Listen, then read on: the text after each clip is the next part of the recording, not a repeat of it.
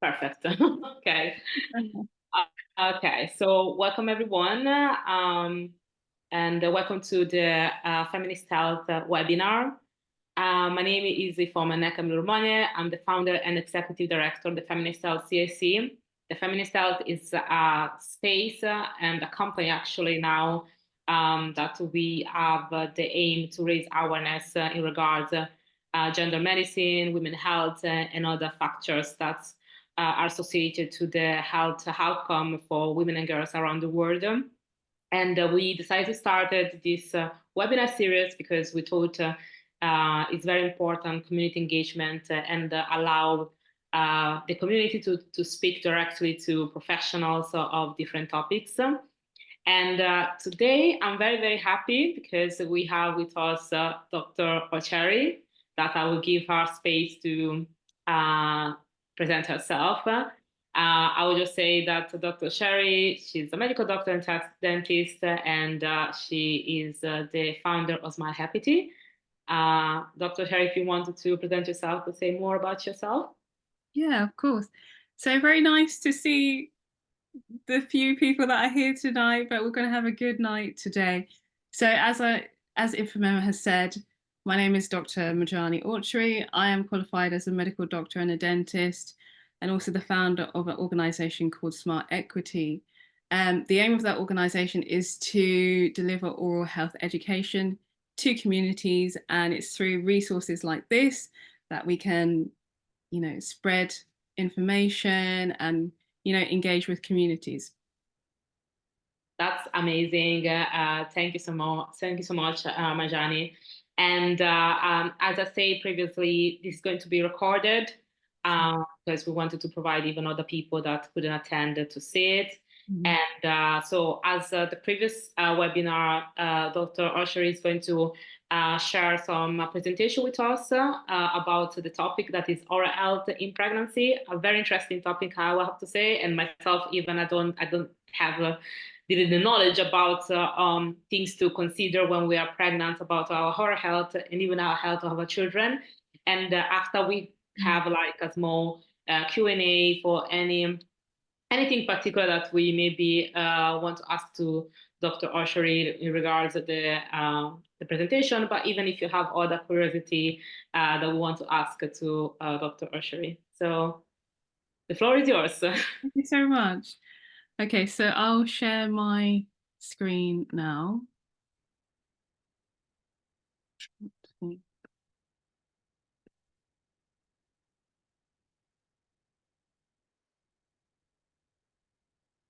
Okay. So can you all see that? Yes, perfect. Okay. Yes, thanks. Okay, so the topic for today is oral health in pregnancy.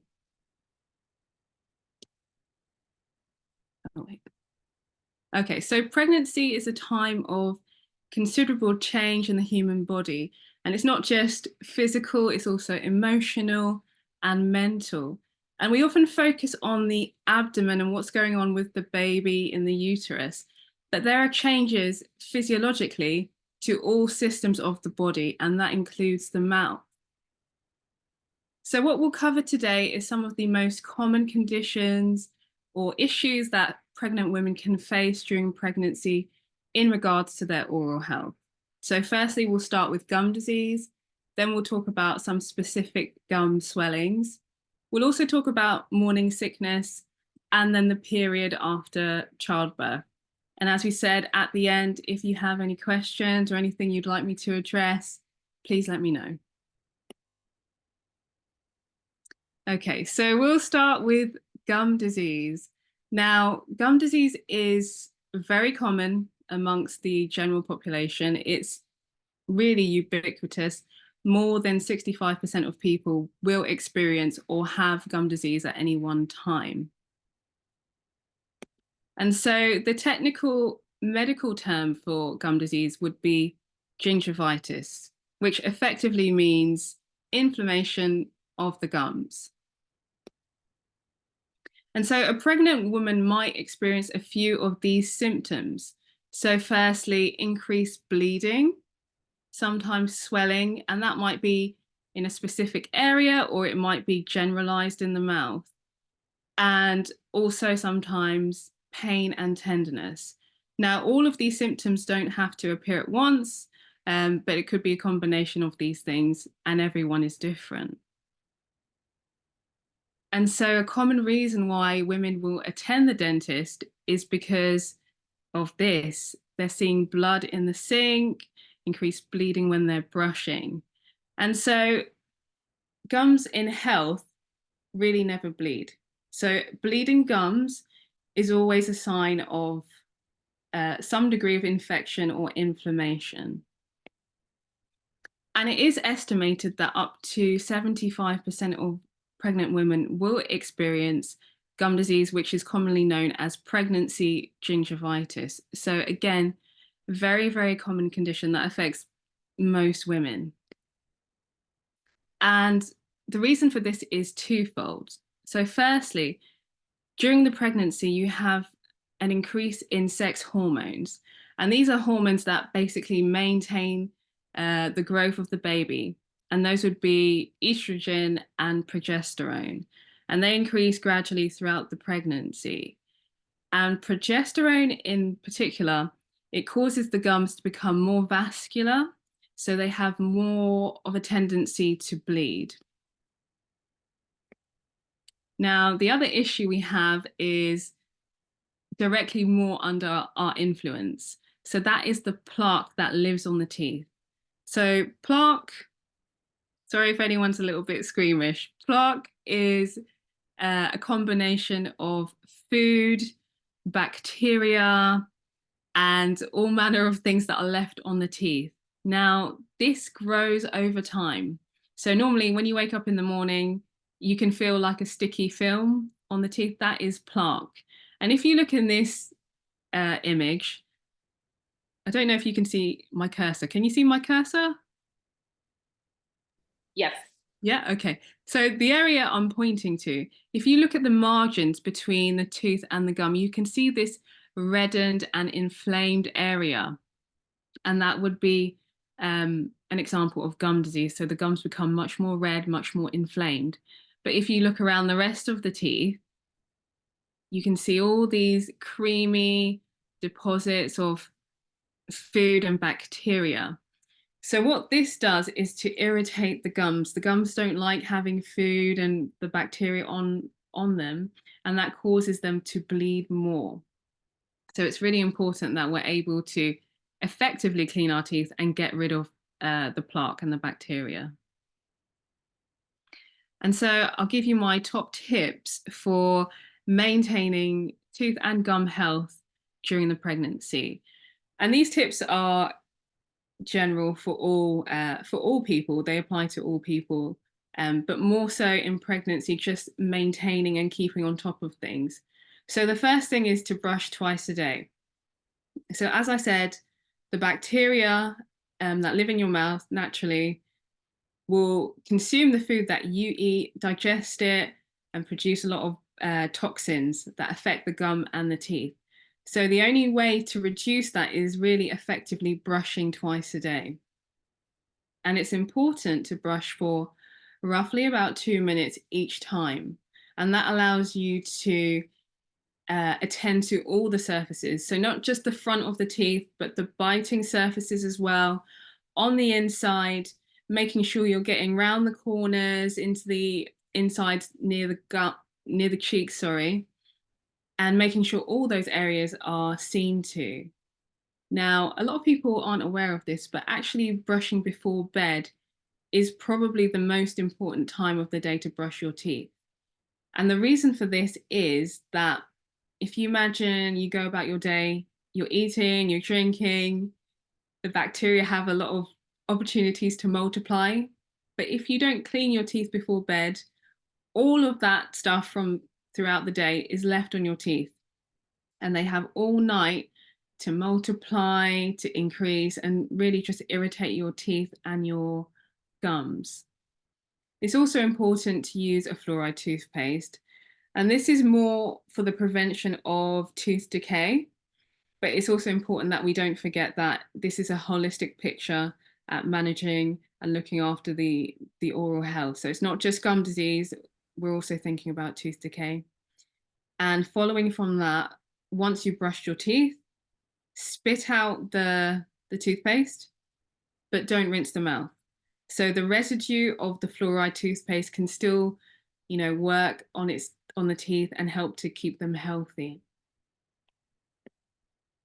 Okay, so importantly for pregnant women, NHS dental treatment is actually free during the pregnancy, and that will continue for 12 months after the birth of the baby.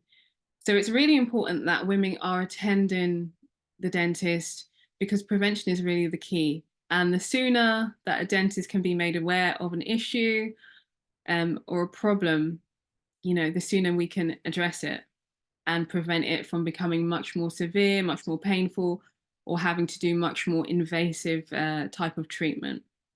Now, to claim for that, a pregnant woman will need a valid maternity exemption certificate from either her GP or a midwife, and then to subsequently present that to the dentist. Okay, so another feature that might happen during pregnancy is something called a pregnancy epulis. Now, this is more rare than gum disease, but it can still occur. And the picture is demonstrating, the area where this often occurs. So it often happens between the lower front teeth, so in this type of region, okay? And it can be related to trauma. So for instance, if someone has kind of nicked their gum when they're brushing or made a small cut, and what happens is there's a small swelling that develops and it looks a little bit like a raspberry. However, if, a pregnant woman is to notice any differences, and this goes for everyone as well, any differences in, lumps, bumps, changes in the mouth, it's really important to see a dentist, to have someone take, a full history and do a full examination just to make sure everything is okay. But with regards to this swelling, the pregnancy epulis, it usually arises in the third trimester, and often it will resolve and shrink after the baby is born. But as I've said, it's really important to review any changes or any concerns with the dentist. Okay, so morning sickness. And this can happen morning, night, it can last all day, and it is that feeling of nausea, and in some cases, the physical act of vomiting as well. And again, this is also related to hormonal changes in the body, a hormone called HCG, which rises rapidly during the first trimester, which is typically when people would experience morning sickness. And there are other factors that can influence that and influence the experience of having morning sickness and the likelihood. So that would be if it was a first pregnancy, if it were a twin pregnancy, if the individual had a family history of morning sickness, or if in previous pregnancies they also experienced morning sickness. And there are other reasons that can contribute to that as well, but those are some of the more common causes. Okay, and the problem with morning sickness and the vomiting is that it's really acidic. So stomach acid, which is what is coming up, has a pH of between 1.5 and 3.5. So if you look at this scale here, you can see this is on the very, very strong acid side. So when that acid comes up, it hits the back side of the tooth, okay? And teeth are made of two different materials. One is enamel, which forms the outer layer of the tooth, and the inner layer is formed by dentine.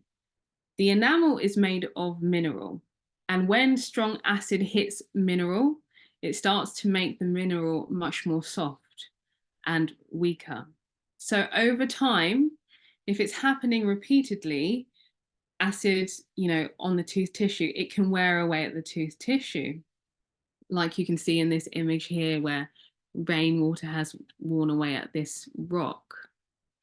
And so what we want to prevent is really that wearing process of the teeth.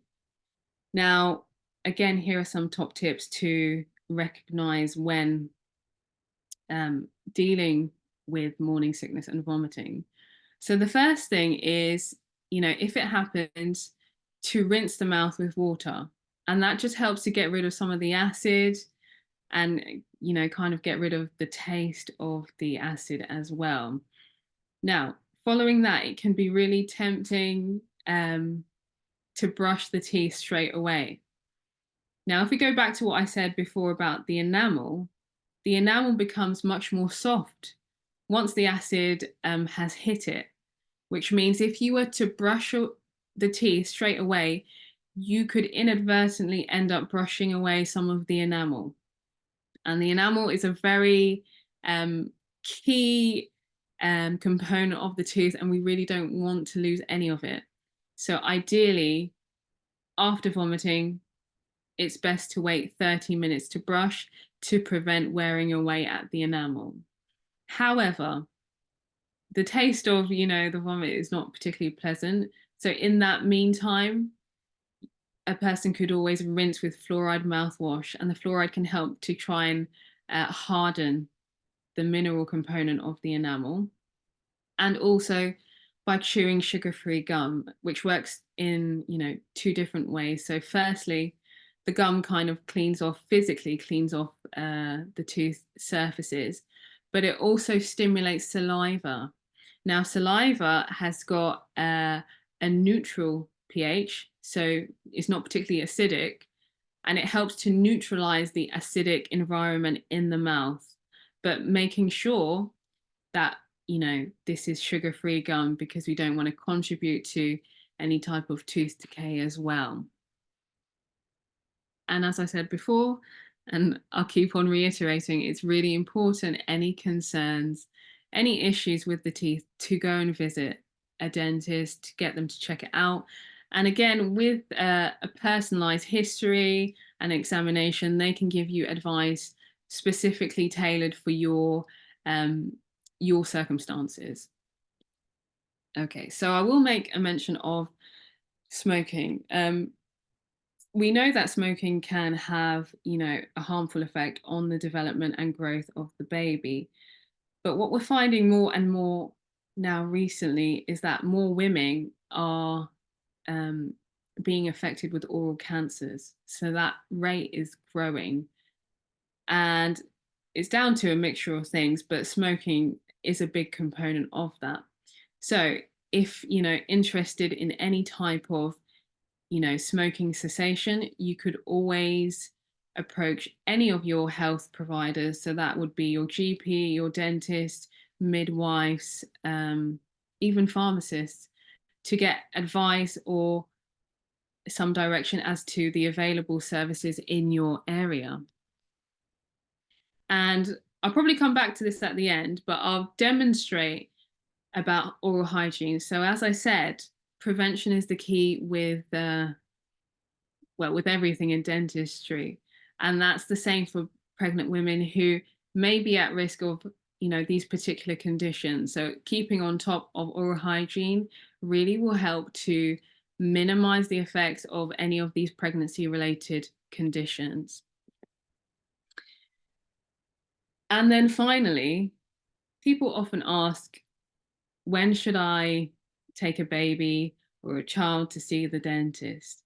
And the answer is as soon as they have teeth. So the child in this picture, you can see the lower teeth have just started to come through, the lower baby teeth. And that usually happens around 6 months.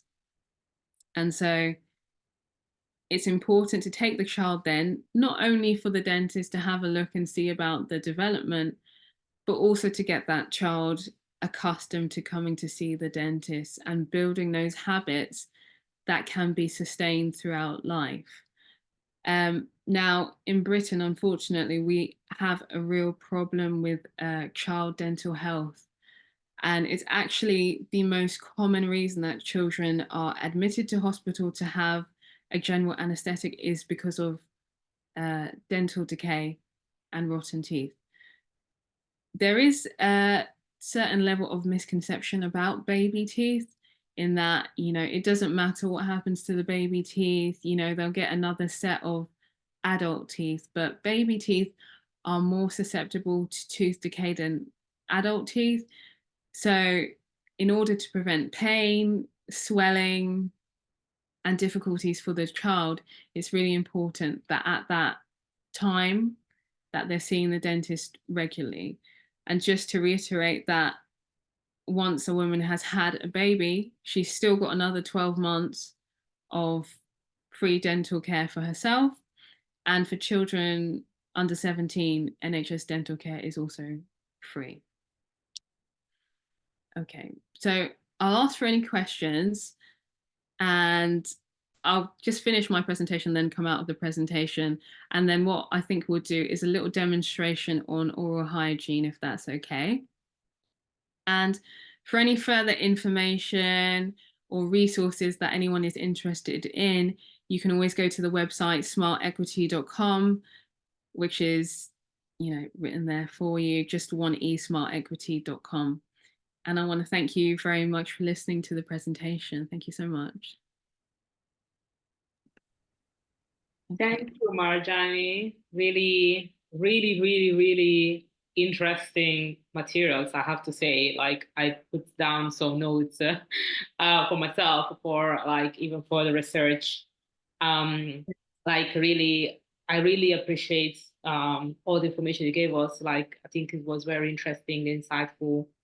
And do you want to do a demonstration of oral health? Yes, yes, yes. Questions, yeah. Yeah, so I have my mouth model here, so you can all see this, yeah? Yes. Okay. So this applies irrespective of pregnancy. This is just general advice for maintaining the teeth and gums. Okay, so when brushing, a lot of people tend to brush like this, back and forth, and what we call a scrubbing motion. Now, over time, this motion can wear away at the teeth and gums. So ideally, what you want to do is take the brush, angle it towards the gum line, and make circular motions all the way around. So avoid this and keep it in circles. And then that is the same for on the inside.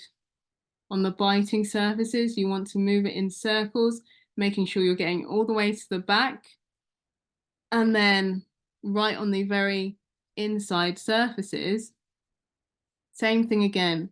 So circular motions all the way around, making sure you're getting right to the back, covering all surfaces, the front, the biting surfaces and the inside, and then around the corners here. Sometimes getting right to the very back of these teeth, it involves actually having to pull back your lip, close the mouth, and that just helps improve access to get around here. And again, circular motions. Now, the other thing we can do is, I'll just get a bit of floss. Oh, it's about to run out. So I hope you can see this, but you take a bit of floss and you take it between the teeth and then curve it around the tooth surface. Can you see that?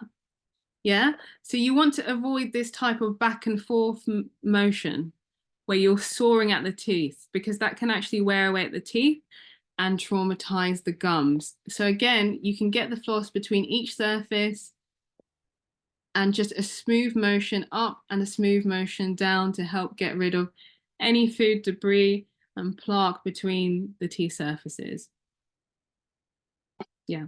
And don't forget to brush not only the teeth, but also you can brush the palate and then the tongue as well, because these all harbor bacteria and food. Amazing. Like, definitely, like, I believe they're all very useful tips, and I think it's something that, consider that we don't have a lot of oral health, I believe, in schools. That should start in schools, or maybe like if your parents don't take you to a dentist. But it's not something so much in the culture, at least where how I grew up in Italy, in African family. We didn't have a lot of culture of go to the dentist, apart if you don't have a very important issue. Yes. So I think this is very useful, how to say, for everyone, and was very useful to see, like, especially for women, especially for the child, when you have a child, the things that you have to consider, the things that maybe you have to even to teach at the beginning, Yeah. um, for the oral health. So really, thank you so much. It was so interesting. I don't You're know very if welcome. Thank you. I don't know if anyone has any question they want to ask directly, or you want to pop in the chat. I'm happy to read it through. Um, if not, I have questions, so maybe you want to still think about. So my first question was like, so if somebody has, especially like during pregnancy, has gingivitis, what therapy could, because you say that it could be like an infection, also an inflammation. So what kind of therapy can pregnant women could take, especially if consider that it's during pregnancy? So the main thing is actually really getting rid of the plaque that's on the teeth. That is going to help exponentially to reduce that experience of the gingivitis. Now, in cases where it's particularly severe, women who are experiencing that should really go to see their dentist, and dentists can sometimes do like a deeper clean with the instruments in the clinic. But those are the main issues. Pregnancy gingivitis will resolve once the pregnancy has ended, but it can be uncomfortable. It can be, mentally, it can be quite worrying. But what I would stress is making sure that you're involved with the dentist, you're having those checkups, you're discussing with them any issues, and they can direct you as to what, needs to be done. Okay, thank you so much. That was very useful. Mhm. Isabella, you have your hands on if you want to comment. Yeah, I wanted to ask about this the part where you have gingivitis, but you are pregnant, you cannot take antibiotics, I guess. Because right now they just extracted one of my tooth, Yes. the wisdom one, Mhm. and I had to take, for example, I had to take antibiotics, and I was wondering what happens if this occurs to pregnant women. Are you asking me if they have a wisdom tooth out, or specifically about the Antibiotics, I mean, can they take antibiotics? it? Some antibiotics are safe during pregnancy, so you Okay. have to check the local guidelines to be sure of which ones are safe. But in general, for gum disease, we don't particularly use antibiotics in the treatment. It's more about physically removing the bacteria and the plaque that's there, because that's what's really going to drive the process and cause it to increase or maintain it. So historically, probably we use more antibiotics, but now there's a movement away from that and just using manual techniques, or physically the dentist can also clean away at some of the plaque and larger buildups that can help the issue to resolve. Okay, I understand. And the, for example, the chlorhexidina mouthwash is not something you could use, right? For pregnancy, I wouldn't necessarily recommend that. In general, for gum disease, you can use that for a short period of time, up to a couple of weeks.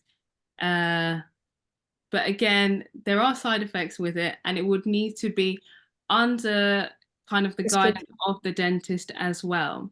But Okay. again, going back to the initial issue, gum disease is the whole process is driven by plaque and bacteria. So the main thing is actually to get rid of the plaque and bacteria physically to help Yeah. maintain the gums. Yeah, no, I was just asking because that's the procedure they had me to do. I'm not pregnant, but I was just curious how that translated in pregnancy. Thank you very much. Absolutely. Yeah. And also like to add, I think Isabella, you live in Italy. Am I correct? Yes. Yeah, so even I think like to see the different type of procedures or like guidance that they use in different countries. So this is always very interesting to Really hear. interesting, yeah, to witness that. Yeah, like the different points of view. So I assume Marjani is like so if somebody like has gingivitis, rather as you say, like in your point of view, if you're pregnant or you're not pregnant, is to basically go to the dentist and remove the plaque. So maybe basically doing like hygiene of your teeth, if I am correct. Yes. So that could either be, once seeing the dentist could recommend that, you know, this individual sees a hygienist, or the dentist can do the treatment themselves. Yeah. As much as the pregnant lady can do for herself would be great. And it may also be a matter of teaching, you know, an effective brushing technique, because oftentimes people aren't sure exactly how to access all the areas. They might be missing some areas. And if they could get on top of that, they could see actually quite a remarkable improvement. But in areas where, you know, it's particularly severe, or they might have other factors that are influencing the development of the gingivitis, the dentist may need to do some more further cleaning. And I want to ask a question that I think is one of the most common, maybe one of the common questions, something like there might be some myths and everything. What is better, the normal toothbrush or the electrical toothbrush? Because I think like, I think when I was doing medical schools, I think we asked one of our teachers. So I remember the answer. I want to hear from you. If you have the same point of view, or my professor, you have another point of view. Okay. So you asked about the manual versus the electric? Yeah. Okay. You can do a good job with a manual toothbrush. However, when using an electric toothbrush, the movements, the rotations of the brush are multiplied many thousands of times per second. So the human hand can't replicate that. And the electric toothbrush works in two different ways. So it oscillates like this, and it may also pulsate, which uses two different methods to try and dislodge the plaque, particularly because plaque is very, very sticky and adherent to the tooth tissue. So whilst you can do a good job with a manual toothbrush and it can be effective, it can't necessarily compare to the effectiveness of an electric toothbrush when used correctly. And I have to stress that it is about when it's used correctly, because oftentimes what people do, I'll show you actually with the electric toothbrush. Yeah, I was about to ask that because the dentist told me you should get an electric one, and I'm like, yeah, I need to understand why, but yeah. I'll show you why now, Isabella. So a lot of people do this again with the can you see me? Yeah, you can all see that. Yeah. They do this with the electric toothbrush, and that's not how you're supposed to use the electric toothbrush. The electric toothbrush does the work for you. So you can rest it on the tooth tissue, okay? And its vibrations, its oscillations, and its rotations will clean the tooth tissue. So you leave it here for a few seconds. Again, next tooth, few seconds. Next tooth, few seconds. The same on the inside and the biting surfaces. So again, you work your way all the way around, making sure you're doing the front surfaces, the biting surfaces, and the insides, but you don't have to scrub with it. Okay, it's got a lot of power and is built to dislodge that plaque and get rid of those sticky plaque features.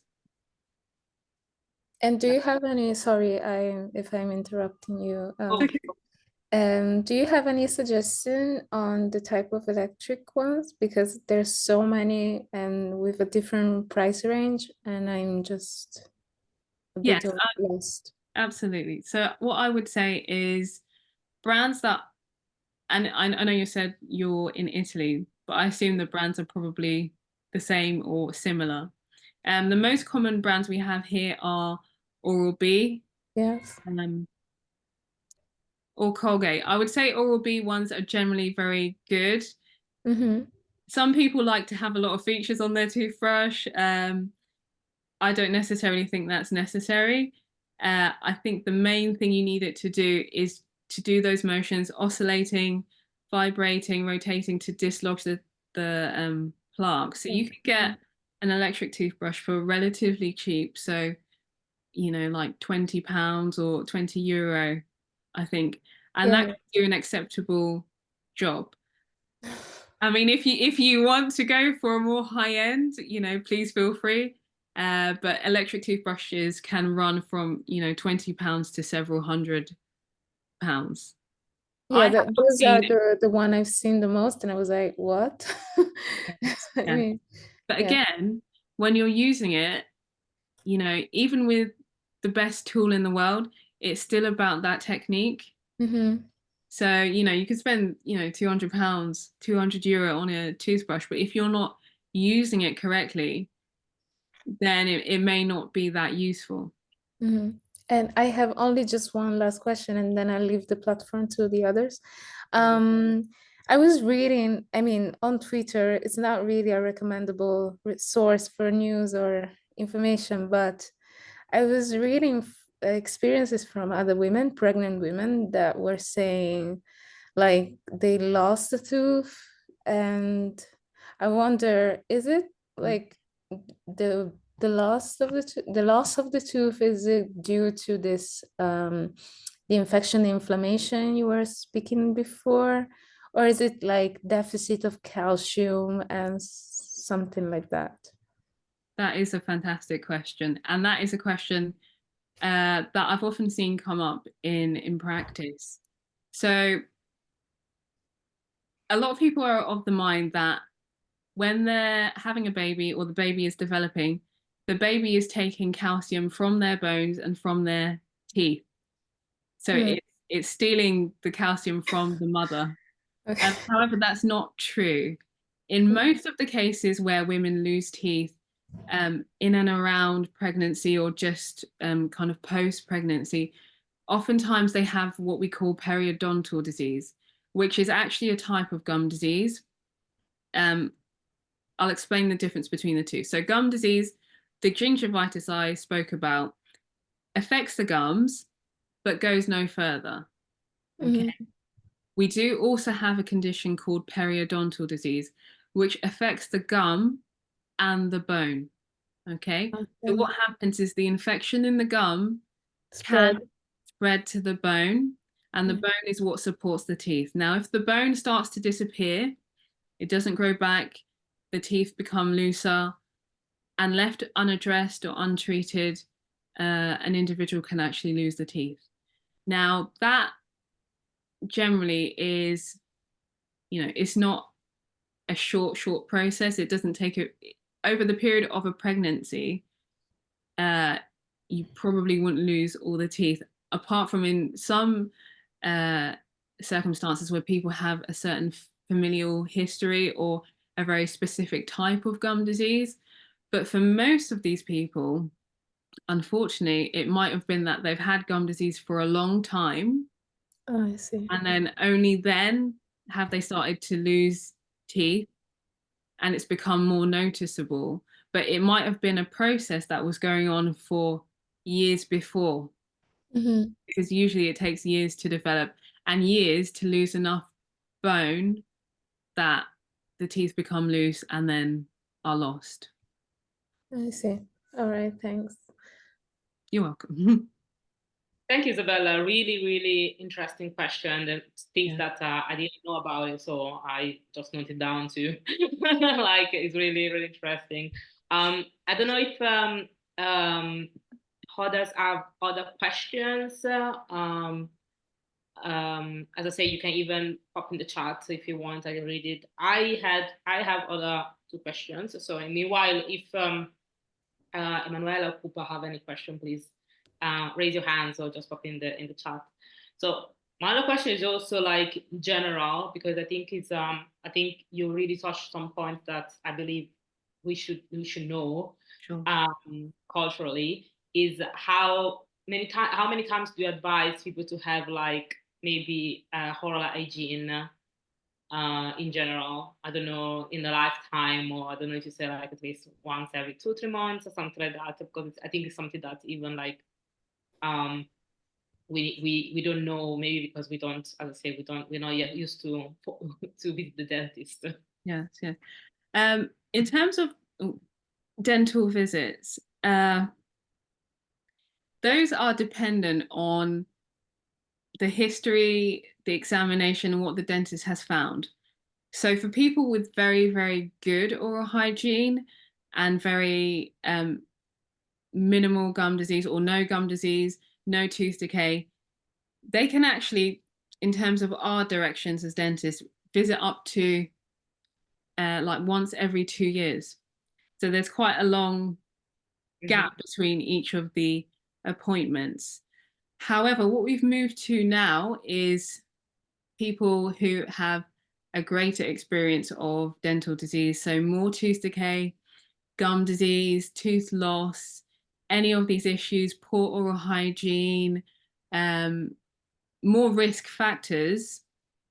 Generally, we would advise that they see the dentist more frequently. So that can be even every 3 months. So it really depends on the individual and their presentation, you know, which is good. If we're talking about oral hygiene or visiting the hygienist, I mean, I would discuss that with your dentist as to what you think you need, because it's not everyone who needs a lot of deep cleaning. Some people clean their teeth immaculately and they have very little plaque and very little other factors that need cleaning away. So in those cases, you know, them visiting the dentist every 2 years, having that checkup, having the x-rays periodically, and, you know, being in that kind of cycle would be enough. So every case is different, but it really is important. And I know particularly since the pandemic, a lot of people stopped going to the dentist. And it's really, really important that people start, you know, going back, making sure that they're getting those checkups, because it is all about prevention. And, you know, what is, you know, often really discouraging to see is that, you know, someone will turn up and you'll see a lot of issues which could have been prevented if they had come sooner, and these issues could have been addressed sooner as well. That's thank you. Like it's I think it's very important, and also it raised me another question, because me, it's like every time, like I don't know how it is from experience, and it maybe it's even like one of the reasons that you start SMILEquity. Black and minor ethnic people come in, or like how I don't know if there are any studies where you say like these groups, how much they go to the dentist, and I don't know if you have already started something to maybe improve or continuing like their engagement in oral health, if the engagement is good. I don't know, like from experience, I don't think like it's very high, as I say, because we don't have a lot of I mean, my parents have not imprinted me any oral health culture and everything. So I assume, unfortunately, there's not a high percentage of minor ethnic groups that goes to the dentist, visit the dentist. So I'm asking like, how has been your experience, and if SMILEquity does something to promote oral health even in those group of population? Yeah, that's a great question. What I would say is that there are significant barriers to accessing dental health, and probably one of the biggest ones is socioeconomic status.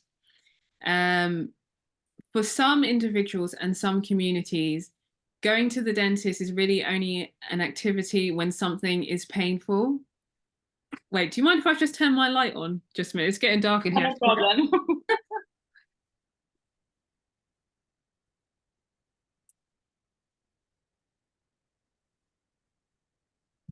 Sorry about that. Right, so where was I?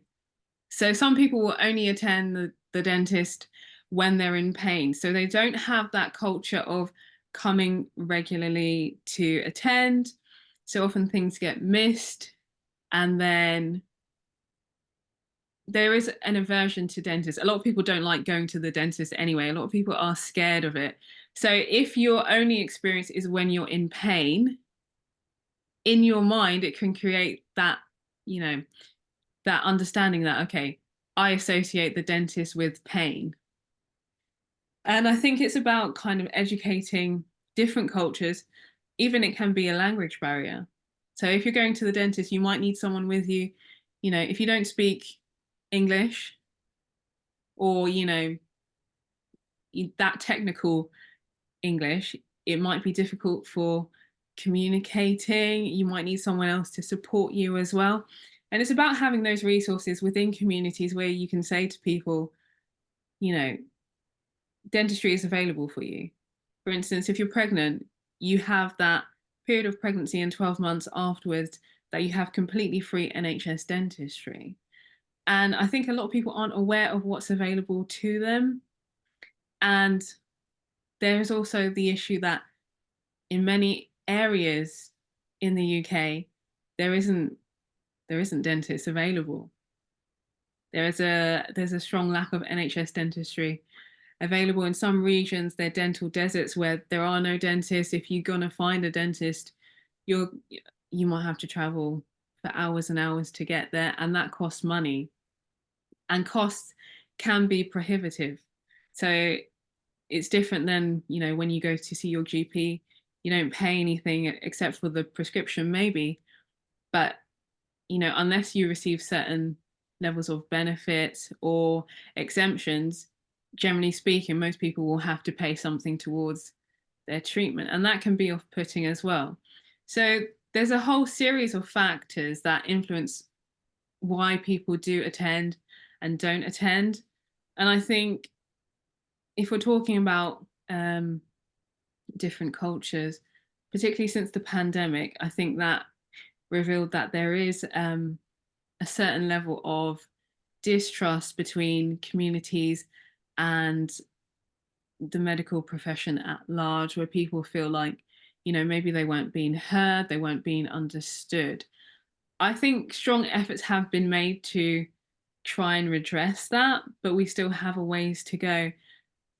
So in my way, I like to contribute by doing things like this. So webinars that, you know, I've been a part of that have been targeted to, you know, maybe the Caribbean or the African community, to give them that awareness and say, you know, these are the services that are available to you. And secondarily, these are the things that you can do for yourself.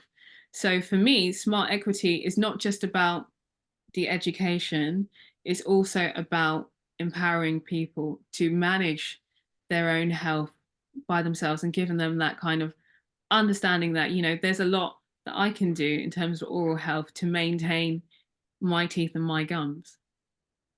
That's amazing. And also like with the feminist health, we talk about lots of social determinants, health inequalities, and you really go to the point like to go to the dentist is expensive, and that definitely that is a very big barrier for many people. Yes. And discourage you to do it. But at the same time, as you say, like with SMILEquity and you address it many times, like prevention is the key, and prevention is done mostly in primary care. So I think is a way even how we can collaborate with primary care. So how we collaborate maybe with the dentists and GP practices to share this message and share like these techniques that you shared now with the web in the webinar. I think like a general practice can do it with the patients, like take like 10 minutes just to show like, you know, giving these tips and also like if they need more information, maybe to encourage them to find some dentists and everything, or some services that can provide maybe some services at lower cost. I think that's something we can do more from a primary level care to do that. So I'm really grateful that it created SMILEquity, because I think it's really needed. And as I say, as soon as I discovered about you, about what you're doing, I said we need to do something like that, because I think we don't discuss about this topic enough. And as I say, there are so many things that even as a women we might experience that we don't know, and it's important to know about. I don't know if there's not any further question. I will ask you, Marjani, can you give us, like, I don't know, 5 tips, like your five final tips or lesson learned that we should take away with us before ending the session? Yes, absolutely. So my key tips would be maintaining that relationship with a dental professional. With all the best will in the world, we can do a lot for ourselves, but it's important that someone is taking care of you as well. And dentists have that specialist knowledge, they have those specialist skills to be able to diagnose and prevent disease. So really important that people stay connected with the professionals that they have access to. Second is brushing twice a day, every day. Yeah, and particularly before bed. This is really one of the most simple interventions that we can use to prevent tooth decay and gum disease. And it's really effective, just 4 minutes out of the total day, and it can make a lifetime of difference. A lot of times people think it's natural that as you age, you will definitely lose your teeth, but that's not the case. So you can maintain your teeth from birth until the end. And that's really what I want people to understand, that, you know, your teeth are there for life, and they can be maintained for life. Thirdly, I want people to be aware of what is available to them. So for instance, pregnant women, there are resources, free treatment, free care for you during pregnancy and the year post delivery, and just knowing what you can access.